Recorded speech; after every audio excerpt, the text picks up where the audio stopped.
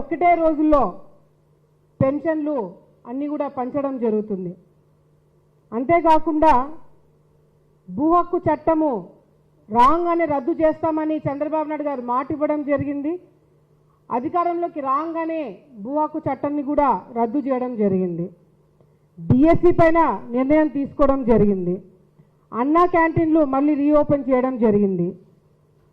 ఉద్యోగస్తులకు జీతాలు కరెక్ట్ టైంకి ఇచ్చి వాళ్ళని ఆదుకోవడం జరుగుతుంది. మరి ఇవన్నీ కూడా వైసీపీ నాయకులకి ఎందుకు కనిపించట్లేదనేది కూడా మాకు అర్థం కావట్లేదు.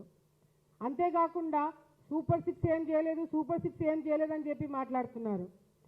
ఏదైతే ఉచిత గ్యాస్ సిలిండర్లు సంవత్సరానికి 3 ఇస్తామని చెప్పినామో అది మొదలయ్యి చాలా నెలలు అవుతుంది. ఆగస్టు 15 నుంచి మరి ఉచిత బస్ ప్రయాణము మహిళలకు ఇస్తామని చెప్పినాము, అది కూడా మొదలవ్వడం జరుగుతుంది. నిన్నటి నుంచి తల్లికి వందనము స్కీమ్ కూడా మొదలైంది, అది కూడా డబ్బులు నిన్నటి నుంచి పడడం జరుగుతుంది. మరి అంతేకాకుండా రైతులకు డబ్బులు వేస్తామని చెప్పినాము, ఏ రోజైతే కేంద్రము డబ్బులు వేస్తుందో అదే రోజు రైతులకు మేము కూడా డబ్బులు వేస్తామని చెప్పి చంద్రబాబు నాయుడు గారు చెప్పడం జరిగింది. ప్రతి ఒక్క నెల జాబ్ మేళా పెట్టి అంతెందుకు ఆలగడ్డ లాంటి ప్రాంతంలోనే ఇప్పటి వరకు 500 మందికి ఉద్యోగాలు ఇప్పించడం జరిగింది. మరి ఇవన్నీ కూడా వైసీపీకి వాళ్ళ పార్టీకి జగన్మోహన్ రెడ్డి గారికి ఎందుకు కనిపించట్లేదు, కావాలని కళ్ళు మూసుకొని బురద జల్లుతున్నారా అనేది కూడా ఈరోజు మేము కాదు ప్రజలే వాళ్ళని చీకొడుతున్నారు. అంతేకాకుండా ఏదైతే ఈరోజు ముఖ్యంగా ఈరోజు రాష్ట్ర ప్రజలందరూ కూడా అటు చంద్రబాబు నాయుడు గారికి, పవన్ కళ్యాణ్ గారికి, ముఖ్యంగా అతి ముఖ్యంగా లోకేష్ అన్న గారికి ఈ తల్లికి వందనము పథకాన్ని అమలు చేసినందుకు ప్రత్యేకమైన ధన్యవాదాలు ప్రజలందరూ కూడా ఈరోజు తెలియజేసుకుంటున్నారు.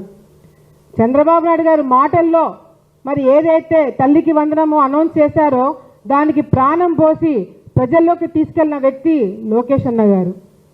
ఈరోజు మీరందరూ కూడా ఒకటి గమనించాల, గతంలో అమ్మఒడి పేరు మీద ఏదైతే జగన్మోహన్ రెడ్డి గారు ఎన్నికలకి ముందు ఎందుకు భారతిరెడ్డి గారు కూడా పులివెందల్లో ప్రచారం చేస్తూ ఎంతమంది పిల్లలు ఉంటే అంతమంది పిల్లలకి 15,000 రూపాయలు ఇస్తామని చెప్పినారు. ఎన్నికలు అయిపోయిన వెంటనే ఆ ఎంతమంది అంటే అందరినీ పక్కన పెట్టేసి ఒకరంటే ఒకరే పిల్లవాడికి మరి అమ్మఒడి ఇస్తామని చెప్పి అమలు చేయడం జరిగింది. అది కూడా ఇన్స్టాల్మెంట్ బేసిస్. ఏదైతే స్కూల్ మొదలవ్వకముందు ఇవ్వాల్సిన అమ్మఒడి ఇన్స్టాల్మెంట్ బేసిస్లో ఇచ్చినారు, కొంతమందికి రాను కూడా రాలేదు. కేవలము 5,000 కోట్లు ఖర్చు పెట్టిన వైసీపీ ప్రభుత్వం 45 లక్షల విద్యార్థులకు మాత్రమే ఇవ్వడం జరిగింది.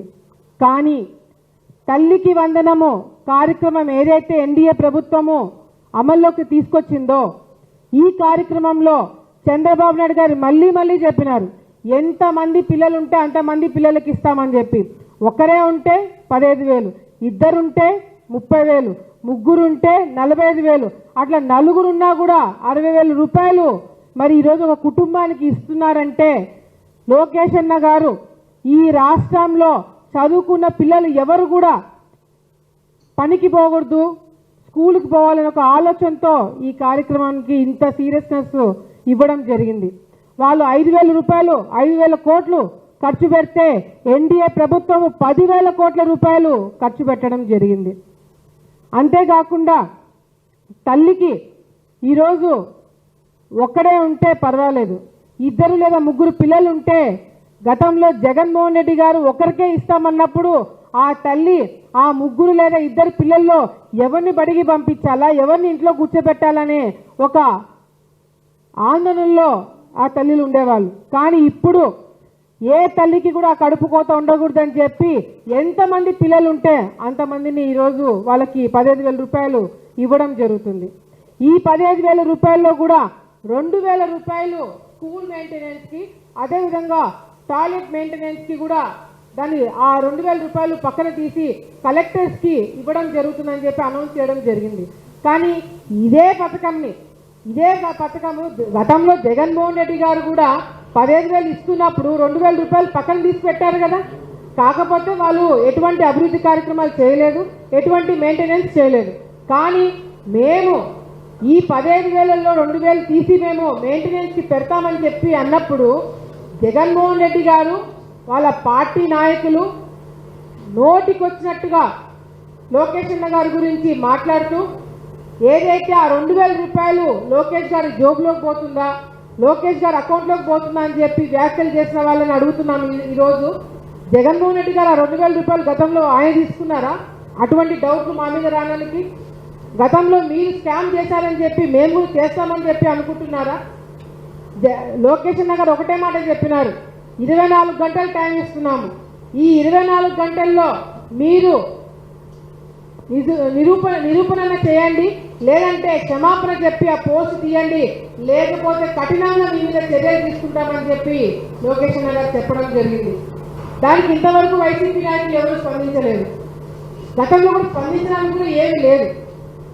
కానీ వైసీపీ నాయకులు దీని గురించి క్లారిటీ ఇచ్చి మీరు వెంటనే ఆ పోస్ట్ తీసేసి క్షమాపణ చెప్పకపోతే తప్పకుండా అన్ని నియోజకవర్గాల్లో వైసీపీ నాయకుల మీద యాక్షన్ తీసుకోవడం జరుగుతుందని చెప్పి సందర్భంగా తెలియజేసుకుంటున్నాం.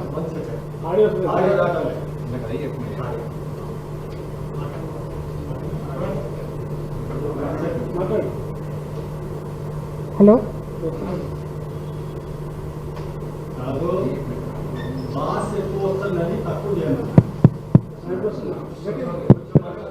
Hello, okay. ఒక పక్కన వైఎస్ఆర్సీపీ నాయకులు వ్యాఖ్యలు చేస్తున్నారు, బురద జల్లే కార్యక్రమం చేస్తున్నారు. కానీ వాళ్ళకి సమాధానం మేము చెప్పట్లేదు. వైసీపీ నాయకులకు సమాధానం ప్రజలే చెప్తున్నారు. మహిళలు అన్ని నియోజకవర్గాల నుంచి, అన్ని గ్రామాల నుంచి మాకు డబ్బులు పడ్డాయి, నాకు 2 పిల్లలు ఉన్నారు, లేదా 3 ఉన్నారు, 4 ఉన్నారు, మాకు అందరికీ డబ్బులు పడ్డాయని చెప్పి వాళ్ళు వీడియోలు తీసి పంపిస్తుంటే కూడా వైసీపీ నాయకులకి బుద్ధి రావట్లేదు. అంతేకాకుండా ఈరోజు అట్లీస్ట్ ప్రతిపక్ష హోదా ఎట్లాగో మీకు లేదు. ప్రజలు మీకు మీ పరిపాలన మీద నమ్మకం లేక, మీ మీద నమ్మకం లేక మీకు ప్రతిపక్ష హోదా కూడా ఇవ్వలేదు. అట్లీస్ట్ మేము చేసే మంచి కార్యక్రమాలని మీరు మెచ్చుకోకపోయినా సైలెంట్గానే ఉండాలి. కానీ ఈ విధంగా ఒక పక్కన రాష్ట్రం అంతా కూడా పండుగ చేసుకుంటుంటే మరో పక్కన మీరు ఈరోజు ప్రజలతో మీరు తిట్టు తినే కార్యక్రమాలు చేసుకుంటున్నారు. అంతేకాకుండా మొన్న మనం అందరం కూడా చూసినాం, జగన్మోహన్ రెడ్డి గారు తెనాలికి పోయినారు. అక్కడ పోలీసులు గాంజా అమ్ముతున్న వాళ్ళని కొట్టే వీడియో బయటకు వచ్చిందని చెప్పి వాళ్ళ కుటుంబాలను కలవడానికి, వాళ్ళకి ధైర్యం ఇవ్వడానికి, మీకు ఏమీ కాదు మా ప్రభుత్వం వస్తే మీరు మళ్ళీ గాంజా అమ్ముకోవచ్చని ధైర్యం చెప్పడానికి జగన్మోహన్ రెడ్డి గారు తెనాలికి పోయినట్టుగా ఉంది. ఈరోజు మనం అందరం కూడా చూసినాం, గత ప్రభుత్వంలో జగన్మోహన్ రెడ్డి గారి హయాంలో డ్రగ్స్ ఎక్కడ పట్టుబడినా ఆంధ్రప్రదేశ్ పేరు వినిపించేది. ఎక్కడ గాంజా దొరికినా ఆంధ్రప్రదేశ్ వైపు వేలు చూపించేవాళ్ళు. కానీ ఏ ఒక్క రోజు కూడా జగన్మోహన్ రెడ్డి గారు కావచ్చు, వైసీపీ నాయకులు కావచ్చు, సే నో టు డ్రగ్స్ అని ఒక్కసారి కూడా అనలేదు. డ్రగ్స్ వాడకండి అని ఒక్కసారంటే ఒక స్టేట్మెంట్ కూడా జగన్మోహన్ రెడ్డి గారు ఇవ్వలేకపోయినారు. అది ఎందుకు అనేది ప్రజలందరూ కూడా ఈ పార్టీకి అర్థమైపోయి ఉంటుంది. అంతేకాకుండా వెన్నుపోటు రాజకీయాలు చేస్తున్నారంట. మొన్న వైసీపీ నాయకులు ఈ వెన్నుపోటు కార్యక్రమం ఒకటి చేస్తున్నారు. అసలు వైసీపీ నాయకులు మాకు చెప్పాల్సింది ఏంటంటే, ఎవరు వెన్నుపోటు పొడిచారు, ఎవరికి వెన్నుపోటు పొడిచారు. వెన్నుపోటు ఎవరు పొడుస్తారంటే పక్కన ఉన్న వాళ్ళు పొడుస్తారు, మేము ఎట్లాగో లేము. సో ప్రజలు పొడిచారని చెప్పి ఈరోజు ప్రజల మీద వాళ్ళు దాడికి దిగినారా, ప్రజల మీద విమర్శలు చేస్తున్నారనేది కూడా ఈరోజు ఒక క్వశ్చన్ మార్క్ ప్రజలందరూ కూడా ఆలోచించాలా.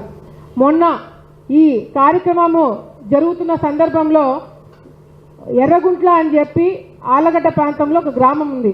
ఆ గ్రామం నుంచి కొంతమంది ఫోన్ చేస్తున్నారు నాకు. ఫోన్ చేసి, అమ్మ రేపు వైసీపీ నాయకులు వెన్నుపోటు కార్యక్రమం ఏదో చేస్తున్నారంట, వెన్నుపోటు ఎక్కడ పొడిచిందమ్మా, డైరెక్ట్గానే కదా పొడిచారు ప్రజలని చెప్పి మాట్లాడుతున్నారు. అంటే మీరు ఏదైతే వెన్నుపోటు ప్రజలు మీకు కాదు, మేము మీకు కాదు పొడిచింది, వెన్నుపోటు పొడిచింది ప్రజలకి వైసీపీ ప్రభుత్వము గతంలో ఉన్నప్పుడు పొడిచినారు. జగన్మోహన్ రెడ్డి గారు గతంలో ఏం చెప్పినారండి, అసెంబ్లీ సాక్షిగా నేను అమరావతిలో ఇల్లు కట్టుకుంటాను, ఇదే క్యాపిటల్, ఇదే రాజధాని అని చెప్పిన వ్యక్తి ఎప్పుడైతే ఎన్నికలు అయిపోయినాయో ఆయన ముఖ్యమంత్రి అవ్వంగానే 3 రాజధానుల మీద కన్నుబడింది. అదేవిధంగా ఏదైతే ఆయన సొంత బాబాయిని హత్య చేసిన విషయంలో మీడియా ముందుకొచ్చి హార్ట్ అటాక్తో, గుండెపోటుతో చనిపోయినారని చెప్పి సునీత గారికి అన్యాయం చేయడానికి ప్రయత్నం వెన్నుపోటు పొడిచింది ఎవరండి, జగన్మోహన్ రెడ్డి గారు. అదేవిధంగా ఆయన జైల్లో ఉన్నప్పుడు రాష్ట్రం అంతా తిరిగి షర్మిల గారు ఏ విధంగా అయితే పార్టీని కాపాడుకున్నారో ఆ రోజు ఆమెని వాడుకొని తర్వాత ఆమెకు వెన్నుపోటు పొడిచింది ఎవరండి? వైసీపీ నాయకులు. అంతేకాకుండా విజయమ్మ గారు ఏదైతే మీరు జైల్లో ఉన్నప్పుడు విజయమ్మ గారిని కూడా ఏ విధంగా అయితే వాడుకున్నారో, ఎక్కడెక్కడో ఎన్నో ప్రాంతాలకు వెళ్ళి ఆమెకు రాజకీయంగా ఎప్పుడు బయటికి రాకపోయినా ఆమె అన్ని చోట్ల కూడా తిరిగి మీకోసం ప్రచారం చేస్తే అదే విజయమ్మ గారితో మీ పార్టీలో మీరు సస్పెండ్ చేయించి మీరు రాజీనామా చేయించి ఆమెను బయటికి పంపించలేదండి? అది ఎవరండి వెన్నుపోటు పెట్టింది? మీ సొంత తల్లికి చెల్లికి వెన్నుపోటు పెట్టింది ఎవరండి? ఆంధ్ర రాష్ట్ర ప్రజలకి 3 రాజధాని పేరు మీద ముఖ్యంగా రాయలసీమ ప్రాంతాలని మోసం చేసి వెన్నుపోటు పొడిచింది ఎవరండి? జగన్మోహన్ రెడ్డి గారు. సో వెన్నుపోటు ఎవరికి పొడుస్తున్నారు, ఎవరు పొడిచారనేది కూడా ఈరోజు వైసీపీ నాయకులు గుర్తుపెట్టుకోవాలా. ఒక చిన్న ఉదాహరణ చెప్తా. జగన్మోహన్ రెడ్డి గారు ముఖ్యమంత్రిగా ఉన్నప్పుడు 3 రాజధానుల పేరు మీద ప్రజలని ప్రాంతాల మధ్యన చిచ్చుపెట్టి బ్రిటిష్ కాలంలో డివైడ్ అండ్ రూల్ పాలసీని తీసుకొచ్చి ప్రాంతాల మధ్యన చిచ్చుపెట్టి మేము రాయలసీమ వాళ్ళు కోస్తాంధ్ర వాళ్ళతో, కోస్తాంధ్ర వాళ్ళు రాయలసీమ వాళ్ళతో కొట్లాడుకునేలాగా చేసినాడు. రాజధాని ఎక్కడ పెట్టాలని డిస్కషన్లు లేపి మా అందరితో ఆ విధంగా రాయలసీమ వాళ్ళని మోసం చేయడం జరిగింది. ప్రాంతాలని విడదీసి చిచ్చుపెట్టింది జగన్మోహన్ రెడ్డి గారి ప్రభుత్వం. కానీ మా ప్రభుత్వం వచ్చిన తర్వాత చంద్రబాబు నాయుడు గారు ఏం చేస్తున్నారు? మనమంతా ఒక్కటే, మనమంతా కలిసి ఉంటేనే మనం ముందుకు వెళ్ళగలుగుతామని చెప్పి ఆయన మమ్మల్ని అందరినీ కూడా ఒక దిశలోకి తీసుకొచ్చినారు. ఒక చిన్న ఉదాహరణ, ఎక్కడో విజయవాడలో వరదలు వస్తే రాయలసీమలో ఉన్న కరువు ప్రాంతాల్లో కూడా చందాలు వేసుకొని విజయవాడలో వరద బాధితులకి చందాలు ఇవ్వడం జరిగింది. అది చంద్రబాబు నాయుడు గారి నాయకత్వంలో మేమందరం కూడా నడుచుకునే విధానం. ఈరోజు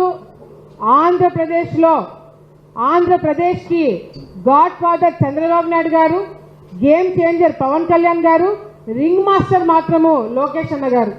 ఎందుకంటే మేము పులులు సినిమాలని చెప్పుకున్న వైసీపీ నాయకులు ఈరోజు లోకేష్ అన్న గారు రింగ్ మాస్టర్ అయిన తర్వాత ఒక్కొక్కరిని స్టూల్ మీద కూర్చోబెట్టి ఎవరైనా రాష్ట్రానికి అన్యాయం చేసినా, ఎవరైనా రాష్ట్రానికి వ్యతిరేకంగా మాట్లాడినా, రాష్ట్ర ప్రజలకి ఇబ్బంది కలిగాక ఎవరైనా చేస్తే మాత్రము ఓర్చుకునేది లేదు, చూసేది లేదని చెప్పి ఈరోజు ఒక రింగ్ మాస్టర్ లాగా వాళ్ళందరినీ కంట్రోల్ పెట్టే వ్యక్తి లోకేష్ అన్న గారు.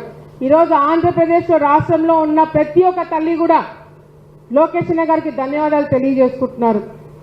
మరొకసారి ప్రజల మనిషిగా నిరూపించుకున్న లోకేష్ అన్న గారికి ప్రత్యేకమైన ధన్యవాదాలు తెలియజేసుకుంటూ ఇటువంటి పథకాలు ఇంకా ఏదైతే తెలుగుదేశం పార్టీ అదేవిధంగా ఎన్డీఏ ప్రభుత్వం హామీ ఇచ్చిందో అవన్నీ కూడా ఒక్కొక్కటి చేసుకుంటూ ప్రజల చేత అందరి చేత కూడా శభాషను అనిపించుకునే ప్రయత్నం మేమందరం కూడా చేస్తున్నామని చెప్పి కూడా సందర్భంగా తెలియజేసుకుంటున్నాం.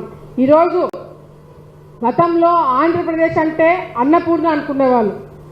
వైసీపీ ప్రభుత్వం ఎప్పుడైతే వచ్చిందో ఆ అన్నపూర్ణ కాస్త అప్పుల రాష్ట్రంగా మారింది.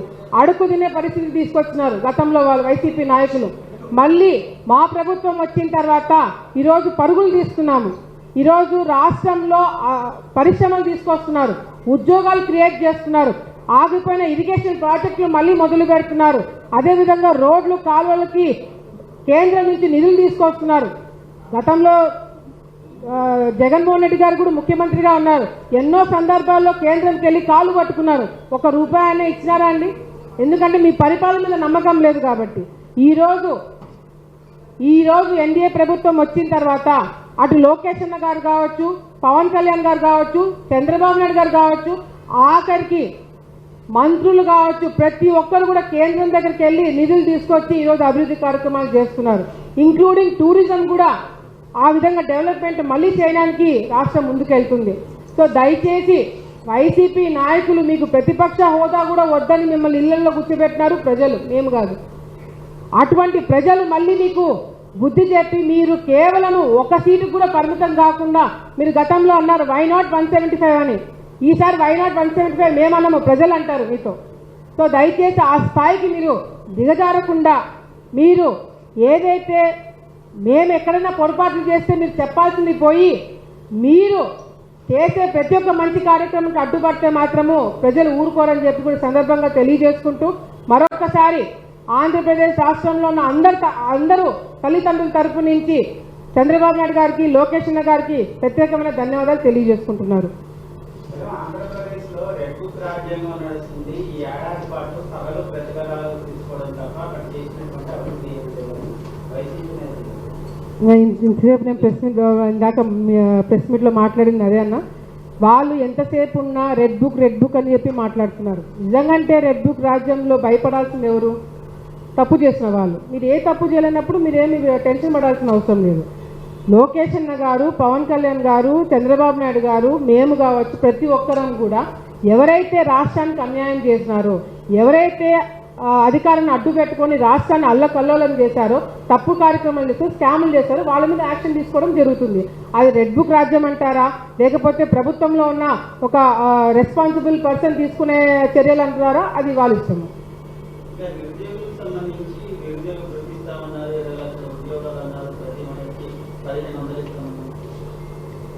చూడండి అన్న, రాష్ట్రము ఫస్ట్ ఆఫ్ ఆల్ విభజన జరిగిన తర్వాత ఆంధ్రప్రదేశ్కి చాలా నష్టం జరిగింది. అప్పులలో ఉన్నాము. అప్పట్లో చంద్రబాబు నాయుడు గారు ముఖ్యమంత్రిగా ఉన్నప్పుడు ఆ లోటు బడ్జెట్ ఉన్నా కూడా ప్రజలకి ఆ భారం పెట్టకుండా ప్రజల్ని చాలా జాగ్రత్తగా చూసుకోవడం జరిగింది. వైసీపీ ప్రభుత్వం వచ్చిన తర్వాత వాళ్ళు చేసిన అప్పుల వల్ల, వాళ్ళు చేసిన స్కామ్ల వల్ల, వాళ్ళు చేసిన డైవర్షన్, ఏదైతే కేంద్రం నుంచి వచ్చిన ఫండ్స్ కూడా డైవర్ట్ చేయడం వల్ల రాష్ట్రంలో ఉన్న సిస్టమ్ అంతా అల్లకల్లోలం చేసేస్తున్నారు. మళ్ళీ ఇప్పుడు ట్రాక్ మీదకి ప్రభుత్వం వస్తుంది, ట్రాక్ మీద పెడుతున్నాం. ఇందాక నేను చెప్పిన పథకాలన్నీ ఆల్రెడీ మొదలైనాయి. ఇవన్నీ సూపర్ 6 కింద వచ్చిన పథకాలే. ఏదైతే ఇప్పుడు ఆగస్ట్ 15 నుంచి బస్ ప్రయాణం ఉచితం చేస్తున్నారు, గ్యాస్ సిలిండర్లు ఉచితంగా ఇస్తున్నారు. అదేవిధంగా ఏ రోజైతే ఇప్పుడు పరిశ్రమలు తీసుకురావడానికి ప్రయత్నం చేస్తున్నారు, 30 లక్షల మందికి ఉద్యోగాలు, డెఫినెట్గా నా నియోజకవర్గంలో 500 మందికి ఆల్రెడీ ఉద్యోగాలు ఇప్పించినాం.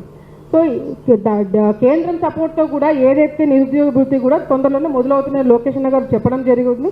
అది కూడా తొందరలో స్టార్ట్ చేస్తారు. అండ్ రైతులకు పడాల్సిన డబ్బులు కూడా ఏదైతే 20,000 కేంద్రం ఎప్పుడైతే డబ్బులు షేర్ ఏదైతే కేంద్రం వేస్తుందో అదే రోజు రాష్ట్రం షేర్ కూడా ఇవ్వడం జరుగుతుంది.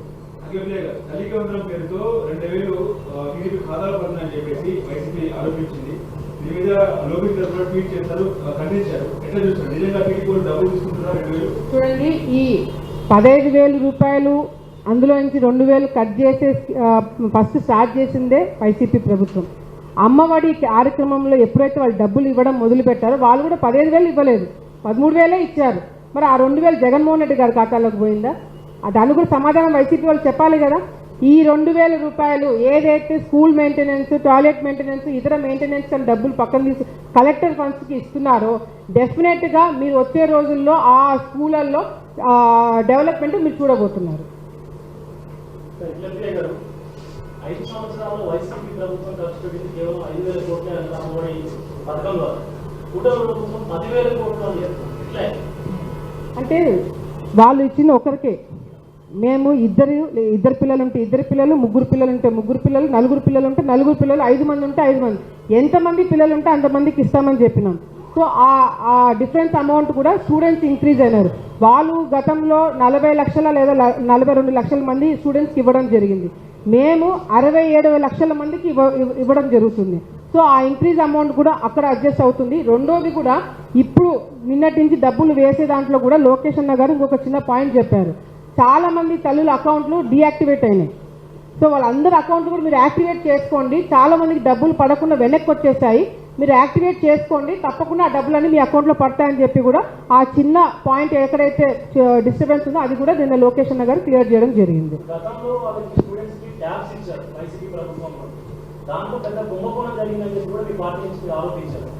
ఇప్పుడు కూడా మీరు స్టూడెంట్స్ కి ఈ ట్యాబ్స్ ఇస్తాము అని చెప్పి లేదా ఇతర సామాన్లు కూడా ఇస్తామని చెప్పారు. సో మీరు స్టార్ట్ చేయక ముందు నుంచే వాళ్ళు ఒక పక్క ఆరోపణలు చేస్తాము. ఏం జరిగింది అసలు కుంభకోణం ఏంటి? స్కామ్ గురించి చెప్పుకుంటూ పోతే ఈరోజంతా సరిపోదు మనకి. కేవలం ట్యాబ్లే కాదు, స్కూల్ బ్యాగ్స్ దగ్గర నుంచి, యూనిఫామ్ దగ్గర నుంచి, షూస్ దగ్గర నుంచి, పిల్లలకి ఇచ్చే తిండి దగ్గర నుంచి ప్రతి ఒక్క దాంట్లో వాళ్ళు స్కామ్ చేయడం జరిగింది. అది ఆధారాలతో సహా మేము వచ్చిన తర్వాత నిరూపించడం జరిగింది. ఫస్ట్ పిల్లలకి ఇవ్వాల్సిన పుస్తకాలే సరిగ్గా వాళ్ళు ఇవ్వలేకపోయినారు, ట్యాబ్ల గురించి మాట్లాడుతున్నారు.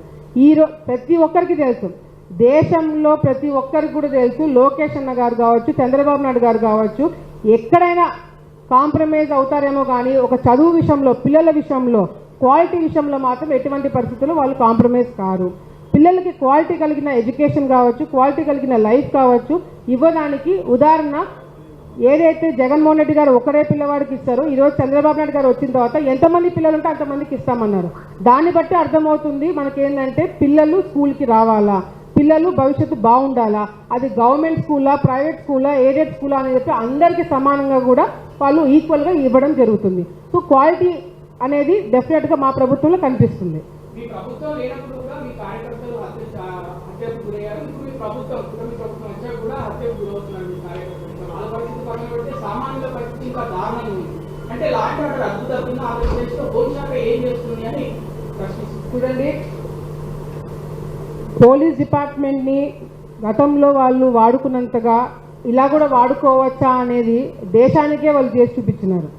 కానీ ఈరోజు యూనిఫామ్ వేసుకున్న ప్రతి ఒక్కరికి కూడా ఫ్రీ హ్యాండ్ ఇచ్చిన ప్రభుత్వం ఏదైనా ఉంది అంటే అది తెలుగుదేశం పార్టీ ప్రభుత్వం, ఎన్డీఏ ప్రభుత్వం. అది నేను చెప్పాల్సిన అవసరం లేదు. నాతో పాటు ఎంతోమంది ఇతర రాష్ట్ర వాళ్ళు కూడా ఒప్పుకుంటారు. చంద్రబాబు నాయుడు గారు లా అండ్ ఆర్డర్ విషయంలో ఎంత స్ట్రిక్ట్గా ఉంటారు. ఈరోజు రాయలసీమ ప్రాంతంలో ఫ్యాషనిజం అనేది కంప్లీట్గా తీసేసిన వ్యక్తి ఎవరు అంటే అది చంద్రబాబు నాయుడు గారు. సో అటువంటిది ఈరోజు ఈ ప్రభుత్వం వచ్చిన తర్వాత ఏదైతే కొంతమంది కార్యకర్తలు ఇంకా మేమందరం కూడా చెప్తున్నాం చంద్రబాబు నాయుడు గారికి ఈ విధంగా జరుగుతుందని చెప్పి, కానీ ఆయన ఎక్కడ కూడా ఒక చిన్న మాట అటు ఇటు అగ్రెసివ్గా మాట్లాడినా కూడా తెలుగుదేశం పార్టీ కార్యకర్తలు ఎవరు కూడా ఊరుకోవడానికి లేరు. ఎందుకంటే అంత నరకం చూపించినారు గతంలో వాళ్ళకి. ఇప్పుడు మేమందరం కూడా ఒక లైన్లో అభివృద్ధి తప్ప వేరే ఎక్కడ డైవర్ట్ కాకుండా ముందుకెళ్తున్నాము. డిపార్ట్మెంట్ వాళ్ళకి ఫ్రీ హ్యాండ్ ఇవ్వడం జరిగింది. ఎక్కడైనా ముఖ్యంగా డ్రగ్స్ కానీ గంజాయి కానీ ఎక్కడైనా దొరికినా వాళ్ళు అమ్ముతున్నారు, కొంటున్నారు అని తెలిస్తే మాత్రము పీడీ యాక్ట్లు పెట్టమని చెప్పి కూడా ఈరోజు ఇన్స్ట్రక్షన్స్ ఇవ్వడం జరిగింది. పార్టీలకు అతీతంగా, కులాలకి మతాలకు అతీతంగా అందరి మీద కూడా యాక్షన్ తీసుకోండి అని చెప్పి ఫ్రీ హ్యాండ్ ఇచ్చిన ప్రభుత్వం మా ప్రభుత్వం. అమ్మాయిల జోలికి ఎవరైనా పోతే మాత్రము ఇమ్మీడియట్గా యాక్షన్ వెంటనే తీసుకోవడం జరుగుతుంది ఈ ప్రభుత్వం. సో ఎక్కడ కూడా లా అండ్ ఆర్డర్ విషయంలో అటు అనిత గారు కావచ్చు, లోకేష్ అన్న గారు కావచ్చు, పవన్ కళ్యాణ్ గారు కావచ్చు, చంద్రబాబు నాయుడు గారు కావచ్చు, మేము కావచ్చు, ఎక్కడ కూడా లా అండ్ ఆర్డర్ తప్పకుండా పాటించాలా అనేది మేమందరం కూడా స్ట్రిక్ట్గా, ఎందుకంటే మాకు పదే చెప్పినారు. ఎంతోమంది కార్యకర్తలు, ఎంతోమంది లీడర్లను జైళ్ళల్లో పెట్టి వాళ్ళని హింసించి చాలామంది ఏమనుకున్నారు, ప్రభుత్వంలోకి రాగానే ఇక మేము వైసీపీ నాయకుల మీద మేము ఏమన్నా చేయొచ్చని అనుకుంటాం. ఇందాక మీరు చెప్పిన పాయింట్, ఇంతవరకు తప్పుడు కేసు ఒక్కటంటే ఒక తప్పుడు కేసు కూడా ఇంతవరకు నమోదు కాలే ఏ నియోజకవర్గంలో కూడా. దాన్ని బట్టి అర్థమవుతుంది ఈ ప్రభుత్వం లా అండ్ ఆర్డర్ మీద ఎంత సీరియస్గా ఉందనేది. జగన్మోహన్ రెడ్డి గారు ప్రతి మహిళను కూడా అక్క, చెల్లి అని పిలుస్తారని కూడా చెప్పుకుంటారు. ఆయన కూడా దాన్ని రిప్రజెంట్ చేసుకుంటారు. కానీ అమరావతి మహిళల పట్ల ఒక జర్నలిస్ట్ మాట్లాడినటువంటి మాటలకు ఇంతవరకు ఆయన స్పందించకపోవడానికి ఎలా చూస్తారు? అంటే ఆయనకి సైకలాజికల్గా ఏదో ప్రాబ్లం ఉందని అందరూ అంటున్నారు. అది ఎంతవరకు మరి వాస్తవమో తెలియదు. కానీ ఈరోజు మహిళల గురించి అసభ్యంగా మాట్లాడి, మహిళల గురించి ఈ విధంగా మాట్లాడుతున్న వ్యక్తులను కంట్రోల్ చేయకపోవడం వల్లనే ఈరోజు వాళ్ళకి ప్రతిపక్ష హోదా కూడా లేకుండా ప్రజలు బుద్ధి చెప్పినారు. ఏ రోజైతే అసెంబ్లీలో మంత్రులు అడ్డదిడ్డంగా మాట్లాడడం మొదలుపెట్టారో అదే రోజు జగన్మోహన్ రెడ్డి గారు ఖండించింటే ఈరోజు అంత కొంత సీట్లు పెరిగేవి. ఈరోజు సాక్షిలో వాళ్ళ సొంత ఛానల్లో అమరావతి రైతుల మీద, మహిళల మీద ఆ విధంగా వ్యాఖ్యలు చేసిన వెంటనే వాళ్ళే సస్పెండ్ చేసేసి వాళ్ళే బయటకు వచ్చి వాళ్ళని బయటికి గెట్టేసింటే అంత కొంత మర్యాద వచ్చేది. వాళ్ళని వెనకేసుకొని వస్తున్నారు. ముఖ్యంగా రోజా గారు ప్రెస్ మీట్ పెట్టి అటువంటి వాళ్ళని వెనకేసుకొస్తున్నారంటే కూడా చాలా విడ్డూరంగా ఉంది. ఒక తోటి మహిళగా అటువంటి వ్యాఖ్యలు చేసిన వ్యక్తులని ఖండించాల్సింది పోయి అటువంటి వాళ్ళని వెనకేసుకొస్తున్నారంటే ఆ పార్టీ సిద్ధాంతాలు ఏ విధంగా ఉన్నాయనేది అర్థమవుతుంది. రోజా గారు ప్రస్తావన తీసుకొచ్చారు కాబట్టి అడుగుతున్నాం. గతంలో కూడా బాలకృష్ణ గారు ఇలాంటి వ్యాఖ్యలు చేశారు, పవన్ కళ్యాణ్ గారు ఇలాంటి వ్యాఖ్యలు చేశారు. ముందు వాళ్ళని జైల్లో పెట్టాలంటూ కూడా మాట్లాడినటువంటి సందర్భం ఉంది ప్రెస్ మీట్ పెట్టి. ఆవిడ గురించి నిజంగంటే బాలకృష్ణ గారు లేదంటే పవన్ కళ్యాణ్ గారు లేదంటే ఎవరైనా మా పార్టీకి కానీ ఎన్డీఏ ప్రభుత్వానికి కానీ సంబంధించి అటువంటి మహిళల్ని కించపరిచేలాగా మాట్లాడినా ఏదైనా చేసినా ఈరోజు వాళ్ళ నియోజకవర్గాల్లో వాళ్ళకు ఓట్లేసి గెలిపించేవాళ్ళు కాదు. వాళ్ళు ఏ సందర్భంలో అన్నారా లేదా అనేది కూడా ఆలోచించుకోకుండా మీడియా ముందర ఏది మాట్లాడితే ప్రజలు నమ్మే రోజులు పోయాయి. సో ప్రజలు కూడా ఇప్పుడు మేము చెప్పేది కూడా ప్రజలు 1కి 100 సార్లు 1000 సార్లు 1,00,000 సార్లు ఆలోచించి మాకు ఓట్లేస్తారు. సో మమ్మల్ని గెలిపించి అటు బాలకృష్ణ గారు కావచ్చు, లేకపోతే లోకేష్ అన్న గారు కావచ్చు, లేకపోతే చంద్రబాబు నాయుడు గారు అందరూ కూడా వాళ్ళ నియోజకవర్గాలు బ్రహ్మాండమైన మెజార్టీతో మహిళలు ఓట్లేస్తే కదా గెలిచారు. సో అది వాళ్ళకే సమాధానం చెప్పినారు ప్రజలు. కూటమి నుంచి గెలిచి ఎంపీ అయిన తర్వాత ఇప్పుడు యూనియన్ మినిస్టర్ అయిన రామ్మోహన్ నాయుడు ఏవియేషన్ మినిస్టర్ గా ఉన్నారు. ఆయనకి ఎక్స్పీరియన్స్ లేకుండా శాఖ అప్పచెప్పారు. ఆయన రాజీనామా చేయాలని ప్రతిపక్షాలు డిమాండ్ చేస్తున్నాయి.